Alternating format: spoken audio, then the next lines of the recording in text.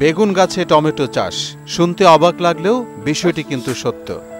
Tomato ধরা এই গাছগুলোর দিকে ভালো করে তাকালেই বোঝা যায় এগুলো টমেটো গাছ না। একসময় গ্রামাঞ্চলের পথে ঘাটে আনাচে কানাচে এমনিতেই বেড়ে উঠত এই গাছগুলো, যাকে কাঁটা গাছও বলা হয় অনেক অঞ্চলে। যেখানে সেখানে আগাছার মতো বেড়ে ওঠা এই গাছকে এখন কাজে লাগিয়ে গ্রাফটিং বা কাটিং কলম পদ্ধতিতে টমেটো চাষ করা হচ্ছে। এটি গ্রীষ্মকালেও নাকি পাওয়া যাবে, যার নায়ক ফারুক হোসেন নামে একজন কৃষক।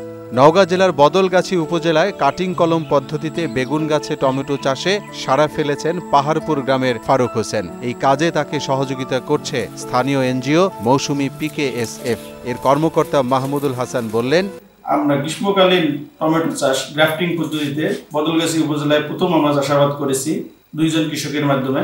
এখানে মৌসুমী থেকে আমরা বীজ, সার, চারা সহায়তা দিচ্ছি মূলত এই প্রযুক্তিতে। আর মূলত গ্রাফটিং এ বেগুন গাছের মধ্যে গ্রাফটিং করে টমেটো চারা লাগানোর ফলে টমেটোর মধ্যে যে প্রধান যে রোগটা যেটা আছে ঢলে পড়া রোগ, ব্যাকটেরিয়া জনিত ঢলে পড়া রোগ, এই ঢলে পড়া রোগ থেকে রক্ষা পায়। এবং এখানে মালচিং ব্যবহার করার কারণে বিভিন্ন ধরনের কৃমি জাতীয় রোগ থেকে রক্ষা পাওয়া যায় এবং ফসলের উৎপাদন বৃদ্ধি পায়। ফারুকের গ্রাফটিং পদ্ধতিতে টমেটো চাষ দেখে এখন অনেকেই আগ্রহ প্রকাশ করছেন। বেগুন গাছের টমেটো আবাদ করছে, আমরা তো দেখেই অবাক। তারপর দেখতেছি খুব সুন্দর চাষ করেছে বেগুন গাছের টমেটো দেখে আমাদের ভালো লাগছে। আমার ছোট ভাই ফারুক ফসল করেছে, তবে আমরা ভবিষ্যতে আমরা আবাদ করব।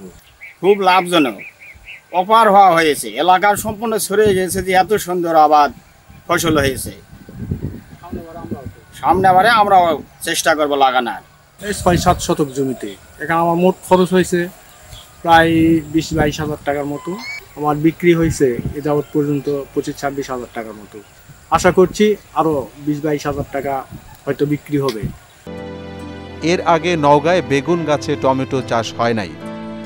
এই চাষ পদ্ধতি সহজ ও ফলন ভালো হয় এবং রোগবালাইও কম হয়। মোহাম্মদ ওয়ালিউল্লাহ, মোহনা ডিজিটাল।